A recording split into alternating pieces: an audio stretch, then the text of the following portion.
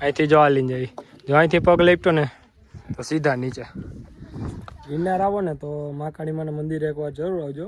કમંડન કુળ છે ને ત્યાંથી એક રસ્તો જાય, એટલે પૂછી લેવાનું ત્યાં સાધુને કોકને, પછી સીધો એરોથી સીધા મહાકાળી માના મંદિરે પહોંચી જાઓ. ને મંદિર જો આવી રીતે અંદર છે મહાકાળી માનું. અહીંયા છે ને રસ્તો ન ભૂલો ને એટલે જો આવી રીતે નિશાન મારેલા હોય, એટલે માણા ગમે આવે ને રસ્તો ન ભૂલાય. આની અંદર દીપડોની આરામથી બેસી શકે એવી જગ્યા છે. ને અહીંયા આવતા હશે સિંહ કે દીપડા.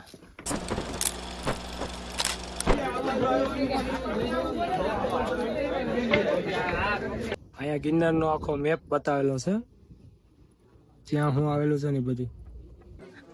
અંબાજી માના દર્શન કરી લીધા ને હવે આપણે જઈશી ગુરુ દત્તાત્રેય.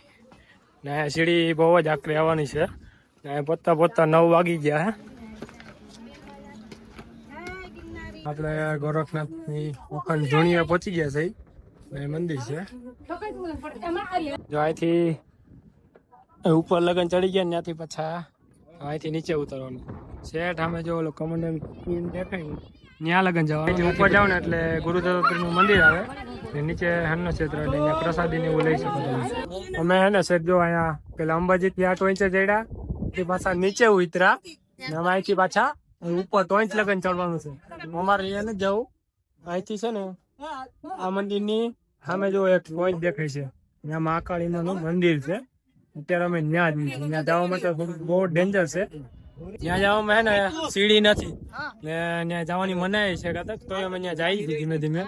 રસ્તો બતાવો તમને. અંબાજી થી આગળ આવો ને છે તો અહીંયા તમને હે ને પ્રસાદી આપે. વિચાર કરો, જેટલું ખાવું હોય એટલું, બગાડવાનું નહીં. ને અહીંથી પાછળ સાઈડ જ જવાય છે મહાકાળી માના મંદિરે. ત્યાં થોડુંક રસ્તો કેડીએ છે, સીડીઓ ને એવું નહીં હોય. અહીંયા છે ને નીચે એક બાપુની પરમિશન લીધી ને પછી મહાકાળી માના મંદિરે જવા દીધા.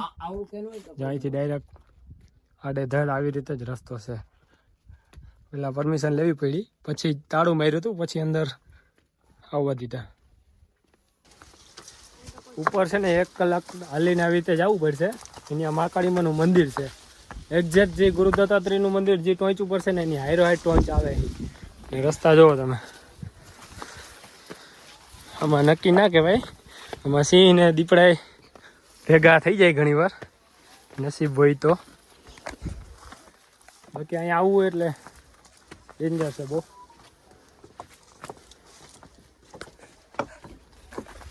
નાખવા જંગલની વચ્ચેથી ને જાય છે. જુઓ તો જુઓ, અહીંથી લપટે ને એટલે સીધા નીચે પડીએ. હાલવામાં હે ને બહુ જ ધ્યાન રાખવું પડે. મોટા મોટા પાણા જ છે ને ચોમાસામાં તો અહીંયા ભૂલે ચૂકાઈ નહીં આવવાનું, કેમ કે ચોમાસામાં આવો ને એટલે તમે અહીંયા પગ લપટે.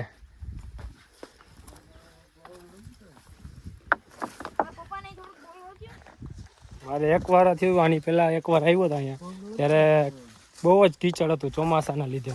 ત્યારે મને ખબર છે બહુ જ તકલીફ થતી હતી, તોય અમે લોકો ગયા હતા મહાકાળી જોવા આવું તે. અહીંથી થઈને શેઠ આમ જવાનું હોય ઉપર ટેકરીએ. આની અંદર દીપડોની આરામથી બેસી શકે એવી જગ્યા છે. ને અહીંયા આવતા હશે સિંહ કે દીપડા. માણસની જવર ઓછી, લાખે 1 માણસ કોક આવતો હોય. અહીંથી દેખાય છે ગુરુ દત્તાત્રેયનું મંદિર અહીંથી દેખાય છે. શેઠ આમ અડધી કલાક થઈ અમે પહોંચ્યા. હવે અહીંયા થોડીક વાર આરામ કરીએ, બેઠા. શું કે દેવાંશ, થાય કે નહીં? મજા આવી ને? હવે આગળ છે મહાકાળી માનું મંદિર, એ તમને આગળ બતાવું. આગળ જઈને હજી થોડો 15-20 મિનિટનો રસ્તો છે. અહીંથી જો હાલીને જઈ, જો અહીંથી પગ લેપટો ને તો સીધા નીચે. અહીંયા ચડવામાં થોડુંક ચડાવી દઈએ. હવે તડકો નીકળી ગયો અત્યારે, એટલે ગરમી થવા માંડી.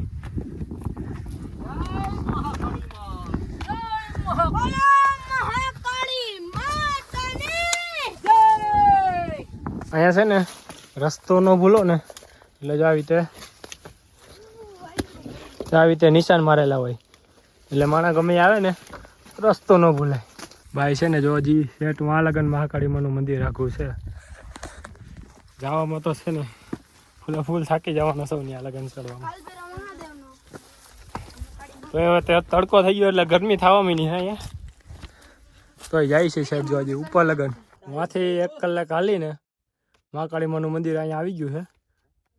આ જો ગુફામાં મહાકાળીમાનું મંદિર છે. હજી અહીંથી ઉપર હાવ ટોંચ ટુ ટોંચ ગુરાત્રીની ટોંચની હાયરો હાયર ટોંચ આવશે. સાહેબ ત્યાં લગન અમારે ઉપર ચડવાનું છે ને મંદિર જો આવી રીતે અંદર છે મહાકાળીમાનું.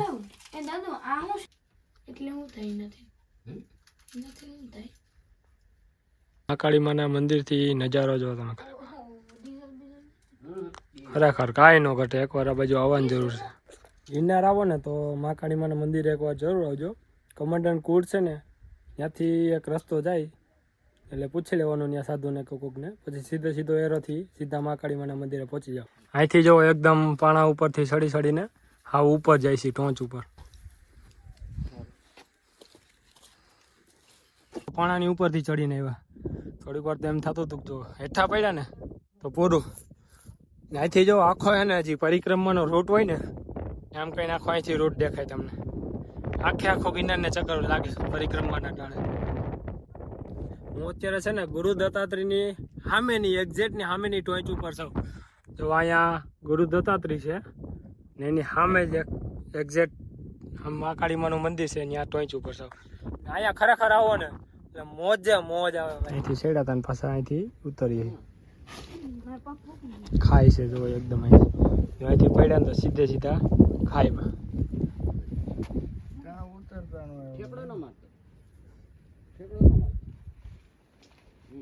મહાકાળીમાના દર્શન કરીને પાછા જાય છે. હવે ગુરુ દત્તાત્રેયના દર્શન કરવાના બાકી છે હજી ટોંચ ચડવાની. પેલા આ ટોંચ ઉપર આવ્યા હતા. અહીંથી ત્યાં જાઉં ને પ્રસાદ લેવું પછી ગુરુ દત્તાત્રેય જાઉં.